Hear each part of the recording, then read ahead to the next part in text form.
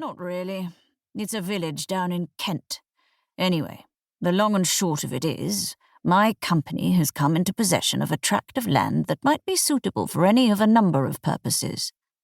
The area is rather underdeveloped, as these countryside locations tend to be. Ordinarily, I would not go to such extremes in my attempt to turn the place around, but for two factors that make this particular situation different. First, I foresee the potential for a rather healthy financial return. And second, by the grace of God, this land comes with a property. Oh? Samuel shifted a little in his seat. What kind of property? Well, there's a house there, Toby told him. I haven't seen it myself, but by all accounts it's fairly new. It was built 30 or so years ago by someone who then rather lost the plot, literally and figuratively. So, you see, if you were to move your young family down there, you would have ample lodgings, and the deed would be passed to you, and you would be able to pass it on later to your own family. I see, Samuel replied. And this house? It's a little way outside the village, Toby warned him, which is a fact that comes with positives as well as negatives. You would be away from the bad influences of the world, which I know concerns you as a father. Then again, your walk to church each Sunday would be a little longer than you might be used to. He paused, watching Samuel's face carefully for any sign of a reaction. But you would be going to church, I assume. The thought of not doing so, Samuel told him, never crossed my mind. Then it would seem to me that there is an arrangement to be made here, Toby said, allowing himself as much of a smile as ever crossed his face. What do you think, young man? Are you up for a change of scenery? And what kind of house is it exactly? Rose asked as she turned to her husband. I suppose it's a house like any other, Samuel replied, standing in the cramped kitchen of their little home in the north of London. It must surely consist of walls and floors, and a roof, and windows too, I'd wager.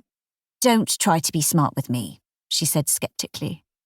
If you're proposing to move us all down to Kent, then I want to know what we're getting ourselves into.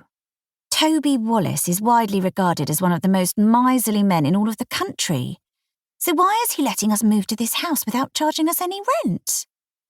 Well, I'd be undertaking certain work for his company, Samuel told her, and in return, as well as a salary, he has offered us a long lease on the house, with the understanding that I shall be responsible for certain improvement works, of course. He paused before stepping over to her and placing a hand on the side of her arm. This is what I have wanted for our family for many years now, he continued. London is changing, Rose, and I worry that it is no place to raise a family. Meanwhile, I myself am in my 45th year, and I confess that I tire of so much hubbub and madness. Do you not feel the same way? He waited, but for a moment Rose seemed reluctant to reply. It's the smell that gets me, she said finally. The smell? Oh, it stinks, she continued, her eyes open wide with horror. You must have noticed, Samuel. Have I not commented on this before?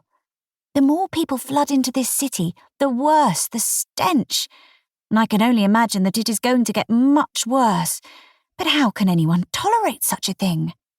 Is it not possible that in another decade or two, men will start to drop dead because of the wretched stench of one another? You might have a point. I do not believe that people are supposed to live in this manner, she continued. Everyone is rushing about, bumping into one another, and I fear that soon we shall run out of air. When so many men are standing shoulder to shoulder, how can we be sure that there will be enough air for all of them?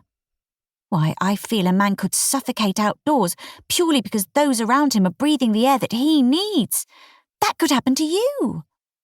It will not, he replied. But this is all the more reason for us to take Toby Wallace up on his generous suggestion. We can start afresh, Rose, and build new lives in the beautiful, bucolic English countryside.